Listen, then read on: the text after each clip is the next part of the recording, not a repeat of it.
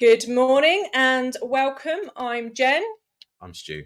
And you're welcome whether you're watching us live now this minute with a coffee, maybe.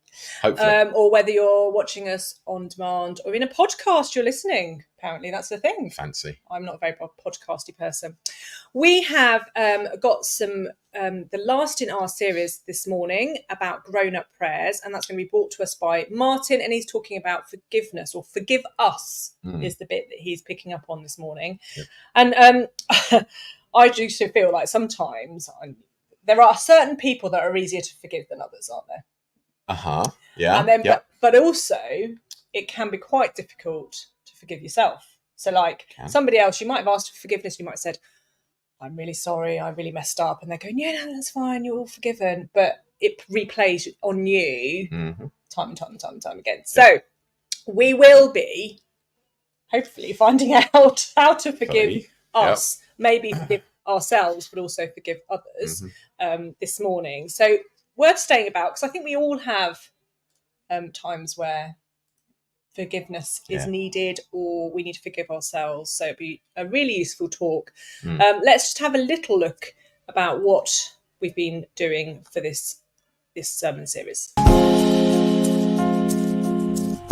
As children, many of us were taught to say our prayers. As we get older, we wonder, why should I pray? How should I pray? Does praying even work? Those questions deserve grown-up answers. Wow. We come to the end of our series looking at the Lord's Prayer, and I feel a bit out of practice. I haven't preached here since last month. This is how long it's been. It's just the way it happens. You'll be glad to know, maybe not, that I'm going to be doing most of the sermons next month, but I'm coming to finish off, to round off this series, Grown Up Prayers.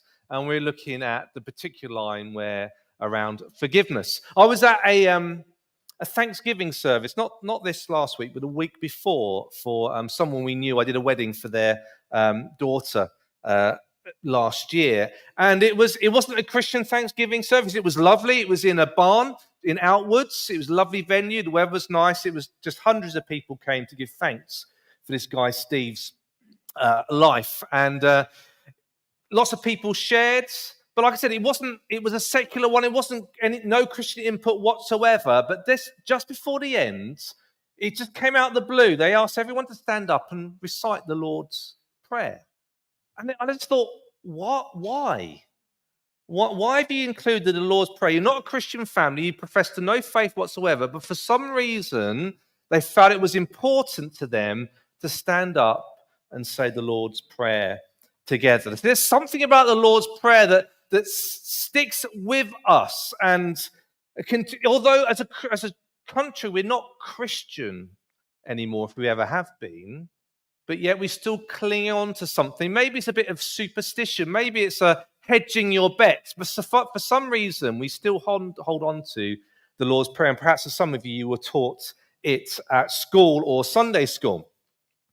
But the Lord's Prayer comes out of a time when Jesus' followers, Jesus' disciples, his friends, went to Jesus and said, can you teach us how to pray? It says one day Jesus was praying on a certain place.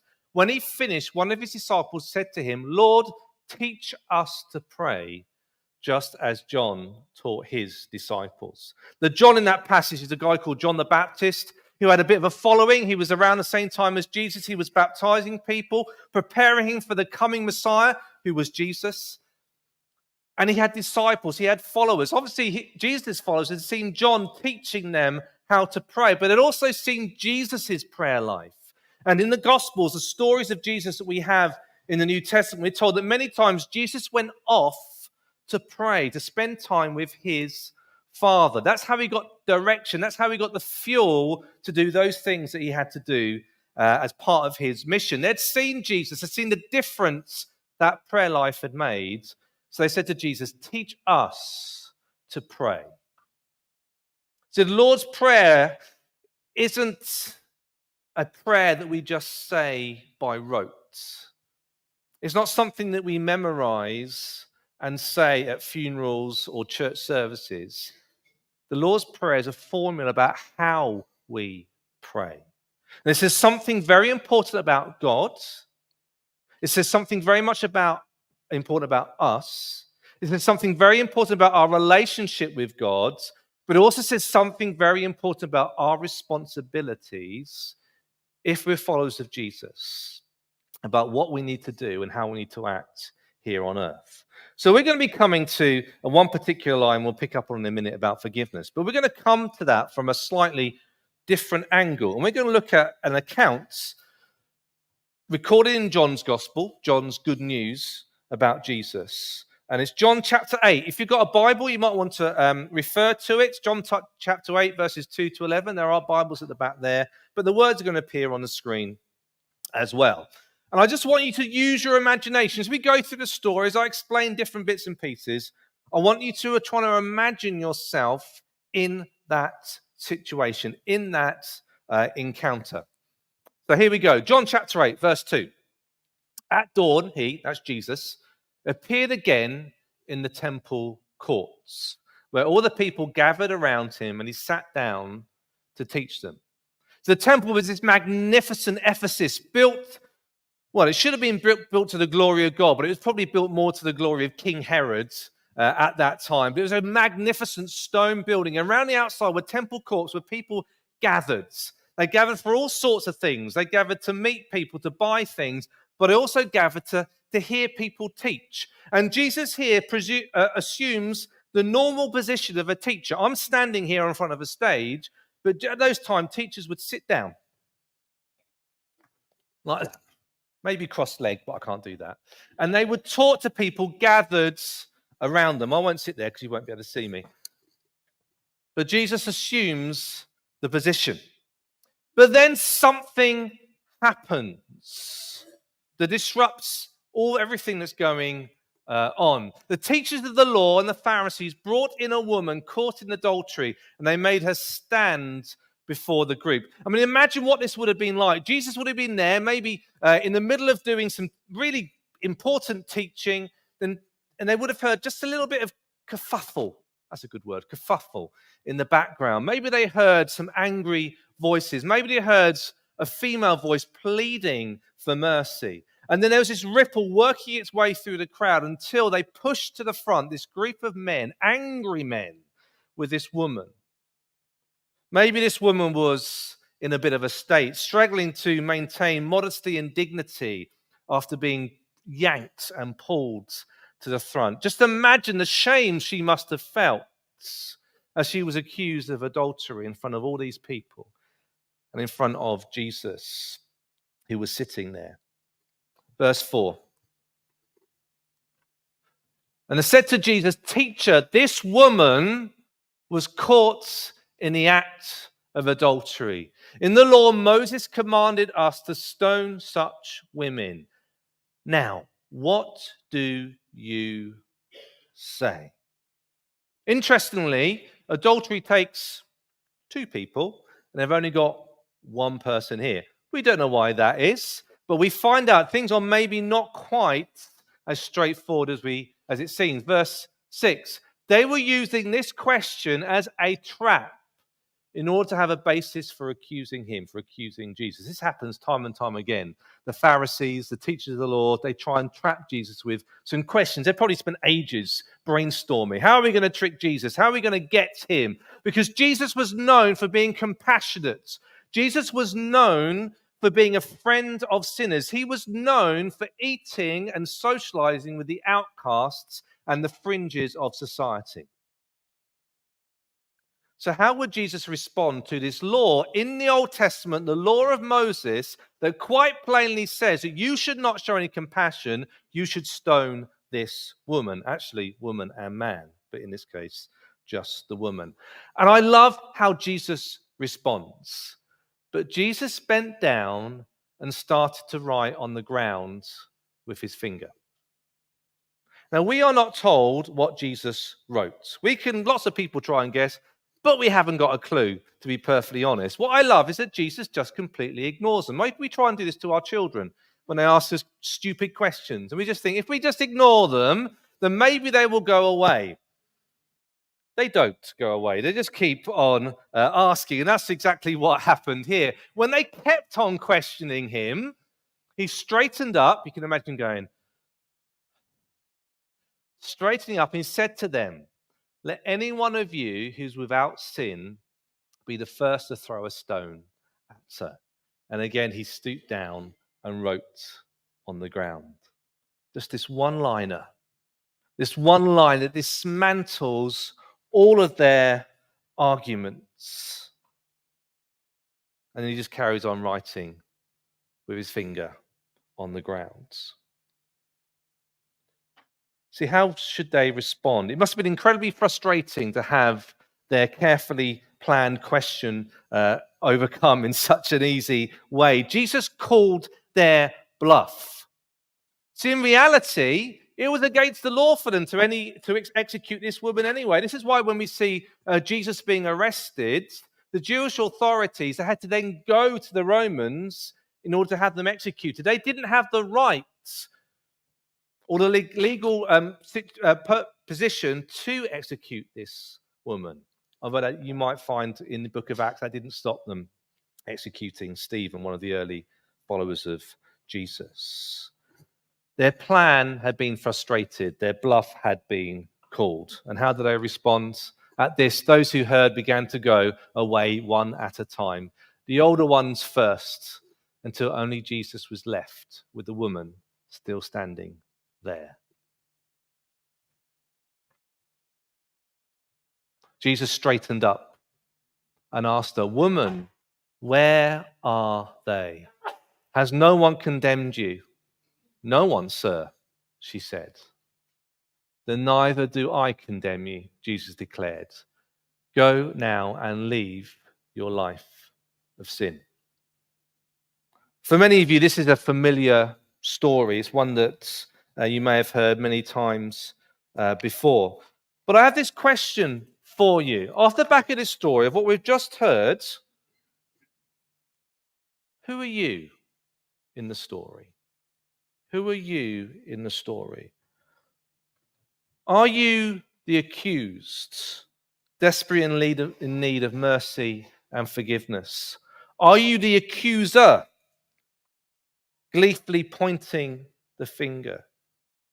Are you the forgiver, willing to look beyond the obvious faults and show love and mercy? Let's just have a quick look at those three. First of all, the accused, the woman in her story. I remember when I was a kid, I used to belong to the Ipswich Sub-Aqua Club, which sounds very grand, but basically we did snorkeling in a swimming pool. We had a great time, and I remember the parents wanted to get together with the leaders, and they had a meeting. My dad offered up his place of work, Eastern Electricity, in Ipswich, and all the parents went into a room. They had this meeting. I don't know what they were meeting about, but they had this meeting, and because they didn't have babysitters, the kids came along as well, and we were left outside in the building, and we run amok. You could imagine what a group of young, mainly lads, were doing. We messed around with everything. We were pushing buttons on microwaves and all sorts, because it was electricity centre. They had these newfangled things in there. And I remember we got hold of the telephones, and we were pressing random numbers and going, "Hello," and just playing prank calls. And I remember we got caught. We got caught in the act. And I felt the shame. I felt the guilt. I felt particularly bad when my dad threatened to find out what the phone bill was and charge it to. But I didn't have any money, so I don't know how I was supposed to pay for it. But it still sticks with me how I felt when I got caught. Have you ever been caught in the act? Perhaps you've felt that guilt and that shame. Maybe it's something that you've hidden for years and you've been terrified that someone will find out. Maybe you're in that situation now, but there is something eating you up inside because you are terrified that at some point you will be caught in the act and it will be made public. Maybe you have this sick feeling in your gut. You feel dirty and you feel polluted. And maybe if you have been caught out, and I have in the past, my natural response is to go on the defensive, to fight back, to come up with excuses, even though I know in my heart of hearts I have no excuse. I know I've done something wrong, but I've been unable to admit it. See, in the story, are you in that position? Are you the accused? You are guilty, and you feel incredibly sick about it. Or maybe if you're honest with yourself, actually you're more the accuser.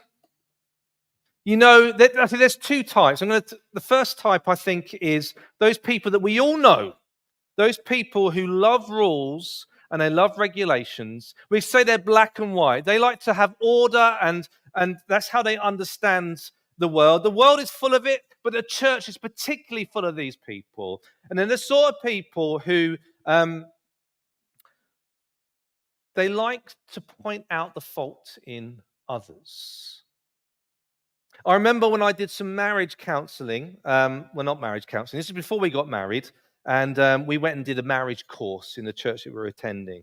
And one of the things they said is that as couples, I don't know if you're married, if you are, you can recognise this, but your husband or wife does something, and you don't actually ever talk to them about it, but in your head, you act as judge, jury, and executioner.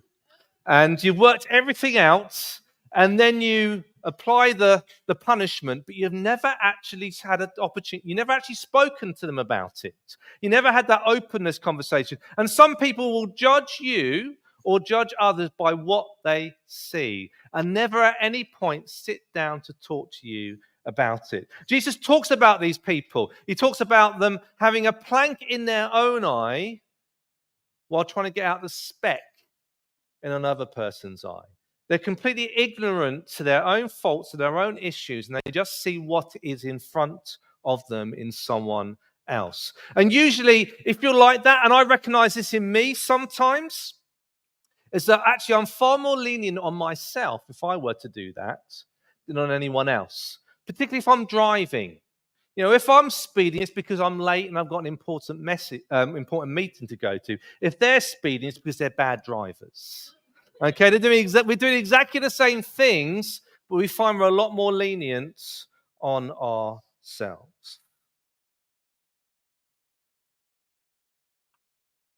Sometimes we can be very much unaware of our own faults.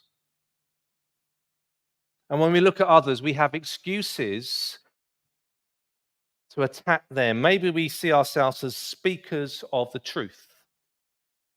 Maybe we see it as maintaining the standards. And therefore, it's our right and our responsibility to hold others to account.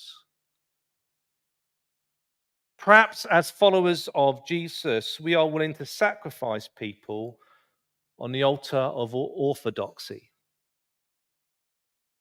No mercy, no forgiveness, no second chances. If you want to know if there's a danger of you being that sort of person, if you've been in church for one, you know that story, think to yourself, have I ever said, Jesus, what does Jesus say? He says, no one's condemned you, I don't condemn you either. There's a story, a message of no condemnation. But how many of us said, but what Jesus says, go and sin no more. There's a but to the story. Now, I just want you to imagine, this is made up, this isn't in the Bible, but just imagine that the next day, Jesus is in the temple courts, and he's sitting there again, and there are people around hearing the stories, and those same Pharisees and teachers of the law come up to Jesus and say, you'll never guess what? That woman yesterday, we caught her in adultery again. Can we stone her now, please? How do you think Jesus would have responded? Would he have gone, actually, give me a stone, I'll chuck it as well? How do you think Jesus would have responded? There's a time when Peter, one of the disciples, went to Jesus, and he's asking about forgiveness. And he's saying, Lord, how many times should I forgive my brother or my sister who sins against me? And Peter, thinks he's being incredibly generous, says, shall I forgive them 7 times? I think that's very generous and very good of me. And Jesus answered, I tell you, not 7 times, but 77 times. Now, Jesus didn't mean keep a tally, a little notebook, and count every single time you're forgiving them. He's basically saying you shouldn't be counting. If you are counting, you're just postponing revenge and vengeance. Actually, you shouldn't be counting at all. You just keep forgiving and forgiving and forgiving and forgiving. For that woman caught in adultery, it wouldn't have mattered how many times they dragged her in front of him. Jesus' answer would have been the same every single time. There is no condemnation. I do not condemn you. See, that's the position that Jesus takes, the forgiver. And my question is, do you see yourself as that in the story? We ask ourselves, what would Jesus do? And time again, we see Jesus taking that position of forgiveness. And when Jesus talks about God and tells stories about God, he shares various parables that tell us something about God. He shows us a God who forgives and doesn't condemn. There's a story of the prodigal son, the son that takes his inheritance, runs off, spends it all on wild living, and comes back to his father. And how does his father respond? Welcomes him with open arms, throws a party. The son was quite willing to just go, I've stuffed up, I'll just be a servant, but that's not how his father responds. How does the older brother respond? He refuses to even attend the party. Jesus once again shows that contrast between the God who was willing to forgive and so many of us who just can't forgive. And even we see when Jesus, in his final moments before he dies, on the cross, seeing those people around him were probably just yelling abuse at him. And how does Jesus respond?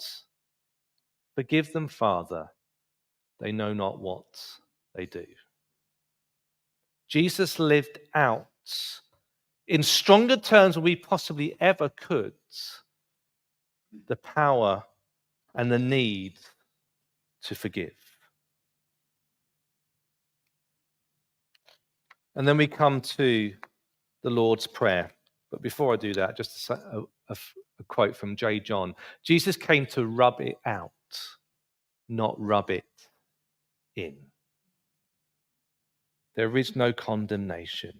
Jesus is there to rub away anything that you have done. Even if you go away and do it again, you come to Jesus. He says there is no condemnation. So in the Lord's Prayer, we come to this bit. Luke 11, chapter 4. Jesus says, this is how you should pray. Forgive us our sins, for we also forgive everyone who sins against us. In Matthew, it says, and forgive us our debts, as we have also forgiven our debtors. So I said the first sort of people who are accusers are those people, they're like the Pharisees. They weren't emotionally invested in the woman. That woman wasn't committing adultery against them. They just saw something wrong and they were condemning her. But what if you were her husband and she'd committed adultery against you? What if there is someone that has done something to you who owes you a debt? How do you respond? That's a different situation. What if someone has taken something from you? Maybe it was your childhood. Maybe it's your sense of safety. Maybe it's your mental stability. They've hurt you and they've damaged you. They've attacked you. Maybe you are angry and scared and burdened and pained because someone owes you a debt. They have done something terrible to you. Are you still required to forgive? See, in Matthew's account, Jesus continues by saying this: "For if you forgive other people when they sin against you, your heavenly Father will also forgive you. But if you do not forgive others their sins, your Father will not forgive your sins." Now, I read that and I have problems with that. Do you ever have problems with the word of Jesus? If you don't, you're probably not reading them, because he says some really difficult things. And my problem with this is, I know, because in the Bible it says, I am saved by faith and not by works. I am saved by who I believe in, not by what I do. So is it saying that I am only saved if I do the work of forgiveness? Is that what this passage is saying? That if I refuse to forgive others, then God will not forgive me? I don't know. I don't know. But what this makes clear to us, that if we fail to forgive, then somehow that makes it difficult for us to receive God's forgiveness. If forgiveness is air, then we are suffocating because of our unforgiveness in our hearts.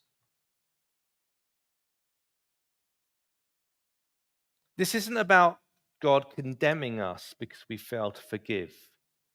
It's just that if we have unforgiveness in our hearts, then we are going to struggle to grow in our relationship with God, to grow spiritually, and to accept fully what God has done for us. This isn't about being legalistic. That's what we've just been talking about. But actually, unforgiveness in our lives can be a huge problem. N.T. Wright, amazing theologian and author and former bishop, is now a lecturer, says the key thing is that one should never, ever give up making forgiveness and reconciliation one's goal. See, I don't know what you are dealing with. I don't know what has been done to you. I don't know the debts that people owe you. And there may be a struggle through your entire life to be able to let go and forgive them. I cannot say, well, you've just got to forgive them. It is not always that simple. But your goal should always be forgiveness and reconciliation. That is what you are aiming for, even if you're struggling to get there. That is what you are trying to do. See, the Lord's Prayer, and this is where it becomes a grown-up prayer, which is the title of our series, is it puts a responsibility on us. It's all very nice having God forgiving us our sins and forgiving us our debts. But there's a responsibility that comes with that. If we're going to be grown up about our prayers, if you're a follower of Jesus, and I don't know if you are a follower of Jesus this morning, and if you're not, then you're off the hook. You can do whatever you want. But if you're a follower of Jesus, there is a responsibility on you to also forgive others, to live out your life as a citizen of God's kingdom where there is no condemnation and where forgiveness is freely given. Jesus offers us life when we deserve death. He offers us full forgiveness, full acceptance, full life. And as difficult as it may be, and as long as the journey may be, if you're a follower of Jesus, you are called to do likewise. Some questions are going to come up, and just spend some time just considering maybe what God's said to you this morning.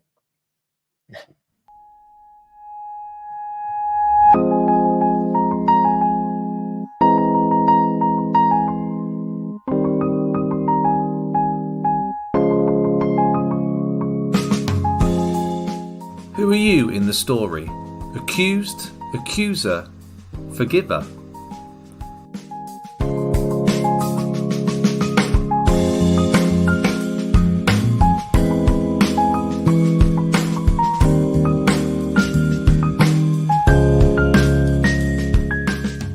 Do you struggle to forgive others? Do you struggle to forgive yourself?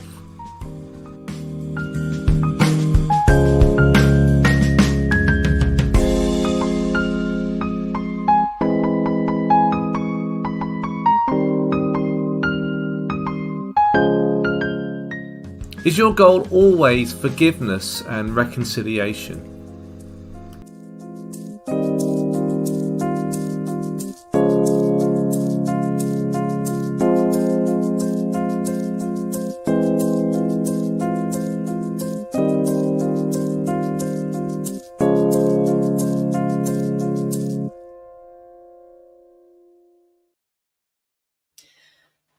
Quite a lot to take in from that talk.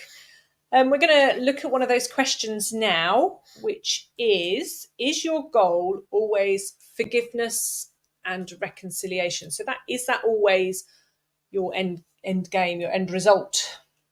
Hopefully. I mean, because so forgiveness, obviously, that's a really important bit, that you can find a way to, to get round or through whatever the problem is, kind of with the other person or whatever it is. The reconciliation is more difficult because it might take both parties to want to do that. Exactly, and it might not always be possible. Perhaps you might be able to forgive them, but that relationship, for whatever, is so fractured that reconciliation isn't a healthy option, perhaps. And also there is and part of that is like, if that person's pattern of behaviour isn't changing, so you might forgive them, you might try and salvage some sort of relationship with them, but because they might continue on a pattern of behaviour that will continue that hurt or how they deal with you and they interact with you, actually, to be safe, sometimes there might not be a continued relationship, or it might look very different. And it's really hard to what reconciliation means. And sometimes I think as well, there's the reconciliation of the bit of like you're forgiving an event or a thing or a person, and you're reconciling to that forgiveness, rather than there might not be the reconciliation there with the other person, but you need to kind of be reconciled around that situation. So in other words, it's I've forgiven them. I know that this isn't going to be the same again. I'm going to be, I'm still going to be kind, considerate, loving where I'm with. But if there's no relationship there, then you're reconciling yourself to the new situation rather and moving forward. Because I think the problem with, even when you've forgiven, if you can't move on, that's you being held back. And that's where I think there's lack of reconciliation, whatever that might look like, or lack of really that forgiveness embedding and sitting and releasing you from that situation. So I know I can, and we all do it, and I think we do this possibly even more when it's forgiving ourselves, is that you revisit it and you think about it and you analyse it again, and you think, and actually if I'd said that and done something differently, or if they'd said something differently, or if I'd been able to come back with it. Because isn't it in an argument or something, or when somebody challenges you in a conflict situation, you can always think of the perfect thing to say a day later or half an hour later when the person's gone. And if I just said, and then that would have just finished the whole thing off. So I think sometimes it's the reconciliation bit of it isn't necessarily how we think of it, like, everything goes back to normal and you're best mates again or whatever. I think in a marriage that's difficult because you do have to reconcile to carry on. You do. But I think it is about being able to move on and have that resolved in some way. Whether that just be a one-sided resolution in the sense for you, I forgive them, I'm going to let that go, I'm not going to keep revisiting it type thing. I don't know. Yeah, no, I think that's difficult, and also just because you have to forgive yourself in a lot of these situations, because as we talked about earlier, And also remember that kind of if we're talking about our relationship with God particularly, that God does not have a sliding scale of sin. Sin is sin. It doesn't matter what it is.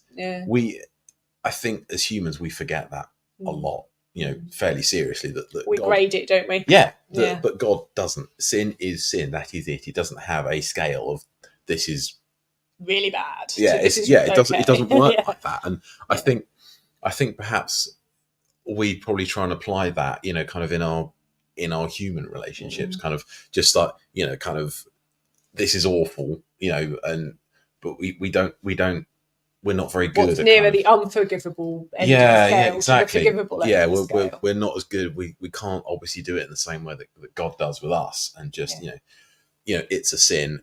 We can ask for forgiveness. It's gone. The rub it in rather than rub it out rather than rub it in. Yeah, exactly. Yeah, I like that quote. Me too. And I just think as well, it's really hard because we do remember. We're a bit like elephants, aren't we? We never forget.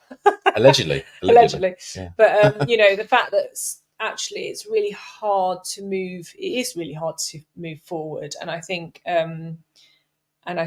it's really tricky when things have been damaged by whatever it is. So you might not have that friendship anymore. Yep. In some scenarios, marriages break down. In some other, other things, it's really, it can be really, the hurt can be big. But I think, us as Jesus followers, I don't think anything hurts as much as being killed on a cross, quite frankly. No. And so, he went through that. That's what we believe, to enable forgiveness and reconciliation. And still the dying words were, forgive them for that they don't know what they're doing. I think whereas I think if you'd put me on a cross, I'd be like, don't forgive any of them, look what they've done to me. That's probably where I'd default to, if I'm honest. I think we'd all go. I think we'd all go there. And I think the reality is, I think there's grace, graciousness and kindness has a big role to play in forgiveness, because I think if you feel you can't forgive somebody, or you think that what they've done and what they've said is unforgivable because they've really hurt you, they've said something that's really nasty, they've spread a rumour about you, whatever it might be, we are not, and none of us are not incapable of doing the same thing.